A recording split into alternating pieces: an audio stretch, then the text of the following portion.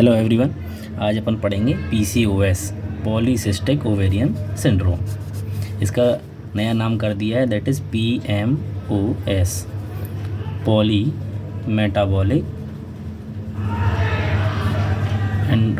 Poly endocrine metabolic ovarian syndrome. तो polycystic ovarian syndrome या फिर poly endocrine metabolic ovarian syndrome, इसमें कोई सिस्ट नहीं होता। There is no cyst in the ovary. Actually there are various number of actually there is a clear cut number, that is 9 to 12, 9 से 12 number होने चाहिए। 9 से 12 क्या होते हैं? अनरप्चर्ड फॉलिकल प्रेजेंट होते हैं ओवरी में, इसीलिए इसका नाम था पॉलीसिस्टिक ओवेरियन सिंड्रोम। इसमें सिस्ट नहीं होते हैं। क्या नहीं होते? सिस्ट नहीं होते हैं, है ना। इसकी ये ग्रुप ऑफ सिम्टम है, इसीलिए हमने इसको सिंड्रोम कहा है। पहले इसका नाम PCOD था, PCOD से चेंज होकर PCOS हुआ, देन हुआ PMOS poly endocrine metabolic ovarian syndrome. इसका पहले नाम दिया था स्टीन-लेवेंथल सिंड्रोम। क्या नाम था? स्टीन-लेवेंथल सिंड्रोम, जो कोई किसी काम का नहीं रह गया। तो we clearly don't know what is the aetiology behind it, but there are some theories which tells us about the PCOS। Theory कहती है कि कुछ इन्वायरमेंटल फैक्टर, कुछ जेनेटिक फैक्टर में कॉम्प्लेक्स जेनेटिक ट्रेट होता है क्रोमोसोम नंबर 2 पे और क्रोमोसोम नंबर 9 पे, और कुछ लाइफस्टाइल फैक्टर्स। ये 3 फैक्टर, इन्वायरमेंटल फैक्टर, है ना, जेनेटिक फैक्टर और लाइफस्टाइल फैक्टर, ये 3 फैक्टर मिलके क्या बनाते हैं? ये 3 फैक्टर मिलके 5 समस्याएं खड़ी करते हैं। पहला, एक्सेसिव एंड्रोजन प्रोडक्शन। हमें पता है एंड्रोजन प्रोडक्शन कहाँ से होता है। एक तो किडनी से होता है और दूसरा कहाँ से होता है, चलो वी डोंट नो, है ना। एंड्रोजन प्रोडक्शन का जो सोर्स है वो ओवरी है मेन, है ना। एक तो एड्रिनल ग्लैंड मैंने बताया ही था, दूसरा ओवरी है मेन सोर्स, है ना। 2 सोर्स से रिलीज होता है तुम्हारा क्या? एंड्रोजन। तो इन 3 फैक्टर से क्या होता है? एंड्रोजन प्रोड्यूस ज़्यादा होता है। जो एंड्रोजन होता है वो फॉलिकुलोटॉक्सिक होता है। क्या होता है? फॉलिकुलोटॉक्सिक, है ना। अब ये फॉलिकुलोटॉक्सिक होता है तो ये फॉलिकुलोजेनेसिस नहीं होने देगा, तो इसके कारण एक्सेसिव एंड्रोजन होने के कारण क्या होता है? फॉलिकुलोजेनेसिस में डिफेक्ट आ जाता है। दूसरी समस्या क्या होती है इसमें? ओबेसिटी। सेकंड प्रॉब्लम क्या है? ओबेसिटी होने से हमें पता है क्या हो जाता है? इंसुलिन रेजिस्टेंस हो जाता है।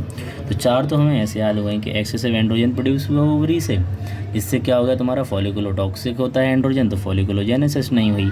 और दूसरा क्या हो गया हमारा कि जो है ओबेसिटी है किसी भी महिला को, ओबेसिटी होने से क्या हो गया? इंसुलिन रेजिस्टेंस हो गया। इंसुलिन रेजिस्टेंस से डायबिटीज़ हो जाएगी, और डायबिटीज़ से हमें और भी प्रॉब्लम्स हो जाएंगी, कॉम्प्लिकेशन, जो अपन पढ़ेंगे आगे।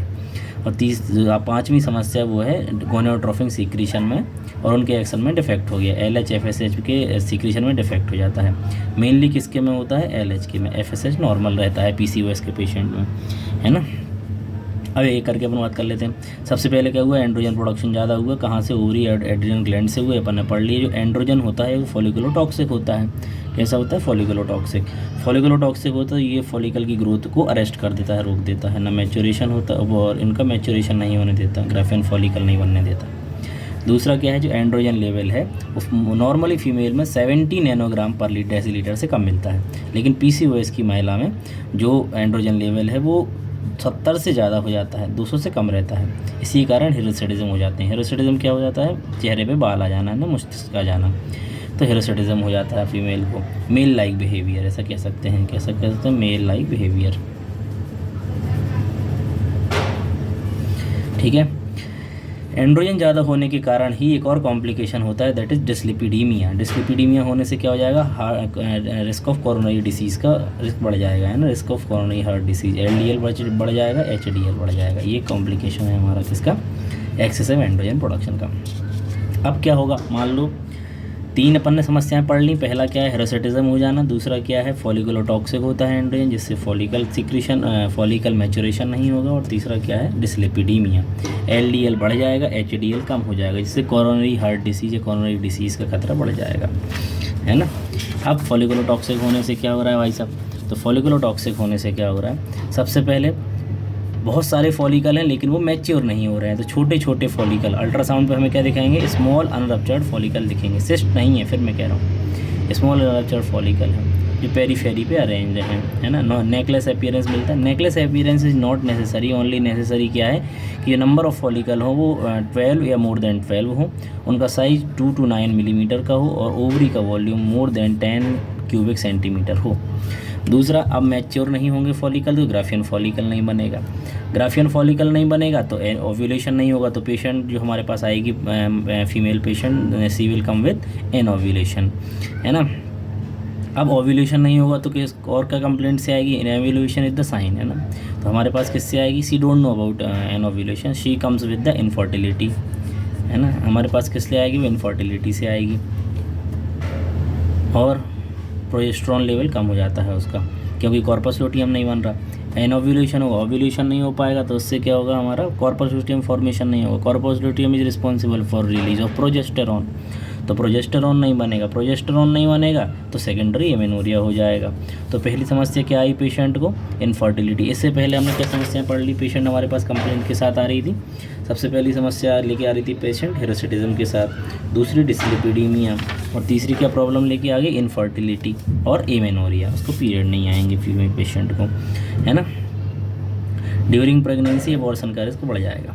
लेफ्ट फाइंडिंग क्या मिलेगी हमें, तो दो चीज़ें तो हमने देख ली कि LDL ज़्यादा मिलेगा, HDL कम मिलेगा। एंड्रोजन ज़्यादा है तो टेस्टोस्टेरोन का लेवल बढ़ जाएगा, टेस्टोस्टेरोन का लेवल बढ़ जाएगा तो DHEA सल्फेट जो एड्रिनल ग्लैंड से रिलीज़ होता है वो भी बढ़ जाएगा। इसके अलावा प्रोजेस्टेरॉन कम हो जाएगा, क्यों, क्योंकि तुम्हारा कॉर्पस लुटियम फॉर्मेशन नहीं हो रहा है। एंटी मुलेरियन हार्मोन बढ़ जाएगा। एंटी मुलेरियन हार्मोन कौन निकालता है, ग्रोइंग फॉलिकल्स, है ना, ग्रोइंग फॉलिकल्स निकालते हैं एंटी मुलेरियन हार्मोन। तो नंबर ऑफ फॉलिकल्स ज़्यादा है, नंबर ऑफ फॉलिकल ज़्यादा होने से एंटी मुलेरियन हार्मोन भी बढ़ गया, ठीक है। इसके अलावा एक प्रॉब्लम पढ़ ली हमने कि एंड्रोजन सीक्रेशन से क्या क्या होगा, है। फटाफट रिवाइज करते हैं। एंड्रोजन ज़्यादा होगा, एंड्रोजन फॉलिकुलो टॉक्सिक होता है, तो फॉलिकल का मैचुरेशन नहीं होगा, ग्राफियन फॉलिकल नहीं बनेगा, तो बहुत सारे नंबर ऑफ स्मॉल फॉलिकल्स रह जाएंगे, जो कैसे दिखेंगे, हमें नेकलेस अपीयरेंस दिखेंगे। रॉटरडम क्राइटेरिया हम पढ़ेंगे क्या होता है, उसके हिसाब से नंबर ऑफ फॉलिकल्स 12 या उससे ज़्यादा होने चाहिए, साइज़ 2 से 9 मिलीमीटर का होना चाहिए, और ओवरी का वॉल्यूम है जो 10 cc से ज़्यादा है उसके बराबर होना चाहिए। अब ग्राफियन फॉलिकल नहीं बन रहा तो क्या नहीं होगा, कॉर्पस लुटियम नहीं बनेगा, क्योंकि ओव्यूलेशन नहीं होगा। कॉर्पस लुटियम नहीं बनेगा तो प्रोजेस्टेरॉन कम हो जाएगा, प्रोजेस्टेरॉन कम हो जाएगा तो सेकेंडरी एमेनोरिया के साथ आएगी पेशेंट हमारे पास, और रिस्क ऑफ एबॉर्शन ज़्यादा हो जाएगा, because progesterone is responsible for maintenance of pregnancy. इसके अलावा क्या होगा, लेफ्ट फाइंडिंग हमने इसी के हिसाब से लेफ्ट फाइंडिंग बना ली कि भाई एंड्रोजन से ही बनता है टेस्टोस्टेरोन, वी नो दैट, तो एंड्रोजन ज़्यादा है तो टेस्टोस्टेरोन ज़्यादा होगा, सेम DHEA सल्फेट ज़्यादा हो जाएगा। इसके अलावा और क्या हो जाएगा, LDL ज़्यादा हो जाएगा, HDL कम हो जाएगा, प्रोजेस्टेरॉन कम हो जाएगा, और एंटी मुलेरियन हार्मोन बढ़ जाएगा। दूसरी प्रॉब्लम है इंसुलिन रेजिस्टेंस। इंसुलिन रेजिस्टेंस से क्या क्या होगा, इंसुलिन रेजिस्टेंस से एक सबसे इम्पोर्टेंट क्या हो जाएगा, डायबिटीज़ मेलाइटस का खतरा बढ़ जाएगा, है ना। डायबिटीज़ मेलाइटस से खतरा बढ़ने से क्या हो जाएगा तुम्हारा, एकैंथोसिस निग्रिकन्स, हेयर सिंड्रोम और डायबिटीज़ मेलाइटस, ये अपन बात कर चुके हैं, है ना। हेयर सिंड्रोम में तीनों चीज़ें आएंगी, अपन पढ़ेंगे 2 मिनट बाद, है ना। हाइपर एंड्रोजनिज्म, तो इंसुलिन रेजिस्टेंस डिस्लिपिडीमिया के लिए भी जिम्मेदार है। इंसुलिन रेजिस्टेंस क्या करता है, एंड्रोजन प्रोडक्शन भी बढ़ा देता है, जैसे जैसे इंसुलिन रेजिस्टेंस बढ़ेगा वैसे वैसे एंड्रोजन प्रोडक्शन बढ़ेगा। क्यों, क्योंकि इंसुलिन रेजिस्टेंस थीका सेल की हाइपरप्लेसिया करवा देता है, और थीका सेल जो है वही क्या होता है, नॉर्मल कट ऑफ का लॉस करा देता है, जिससे एंड्रोजन प्रोडक्शन बढ़ जाता है। इंसुलिन रेजिस्टेंस,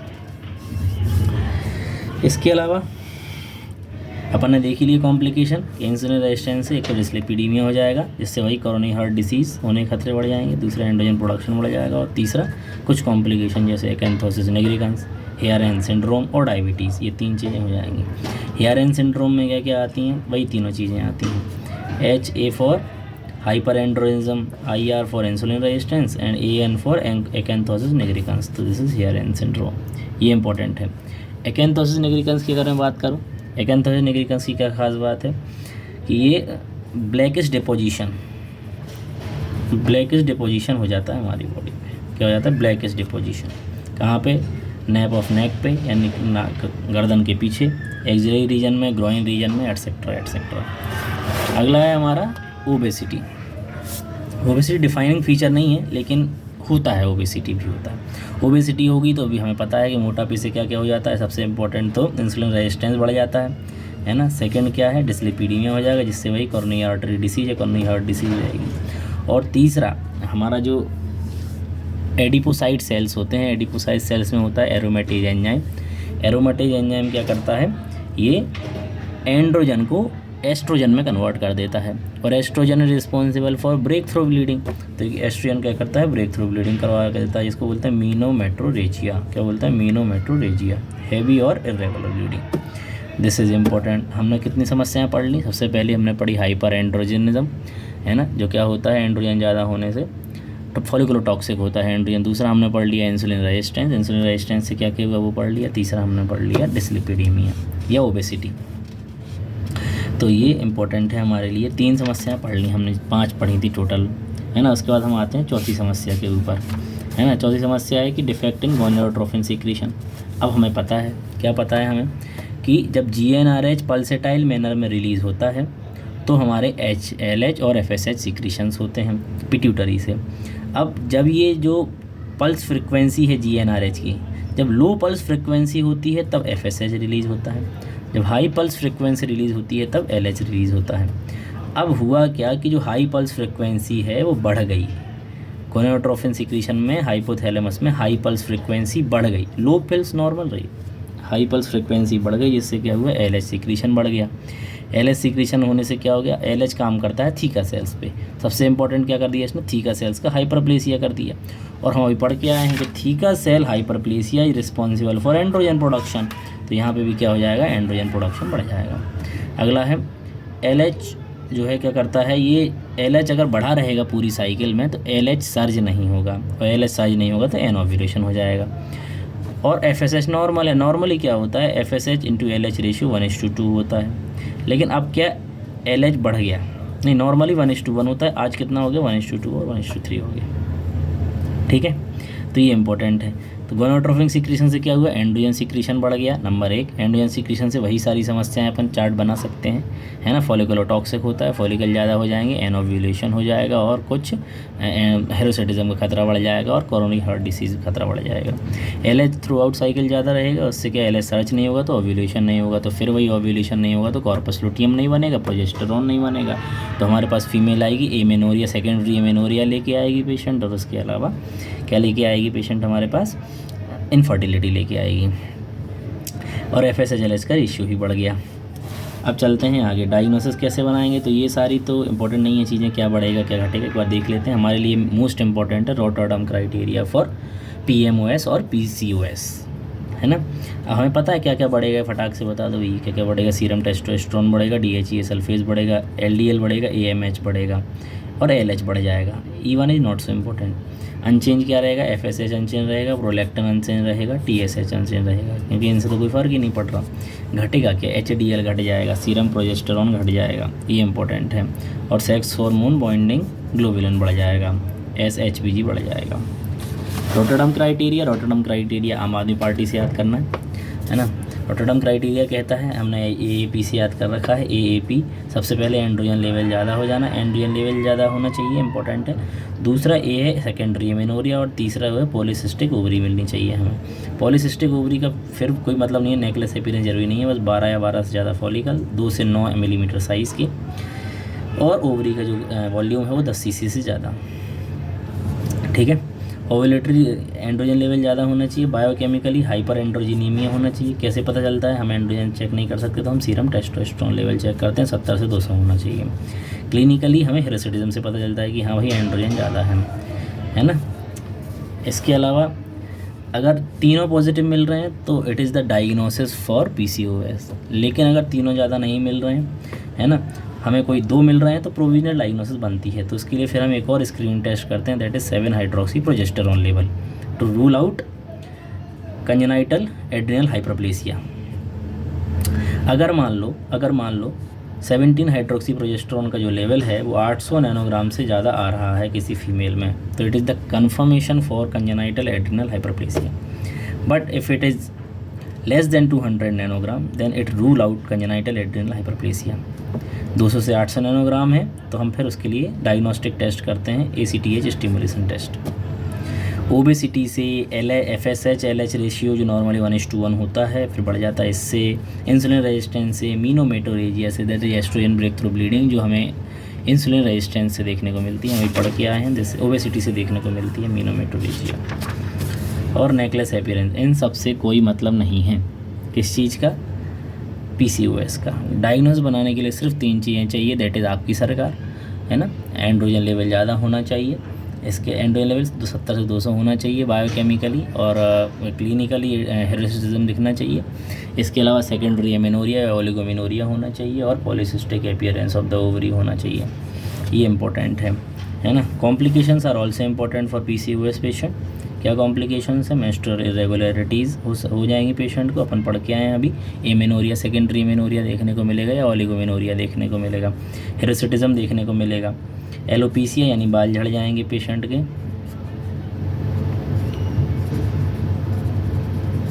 इनफर्टिलिटी और इंसुलिन रेजिस्टेंस, ठीक है। अब कोई पेशेंट हमारे पास PCOS बोलते तो नहीं आएगी, डॉक्टर साहब PCOS हो गया, वो क्या आएगी? या तो इनफर्टिलिटी लेके आएगी, या हमारे पास सेकेंडरी एमेनोरिया लेके आएगी, या हमारे पास हिरसुटिज्म लेके आएगी। These are the complaint the patient present with, है ना। तो हमें उसकी रूटीन इन्वेस्टिगेशन करवानी है। If patient comes with secondary amenorrhea, then first investigation should be UPT, urine pregnancy test. अगर ये नेगेटिव है तो हमें LH FSH लेवल करना है। LH लेवल बढ़ा हुआ है, FSH बढ़ा हुआ है, तो most commonly it is seen in PCOS। And one more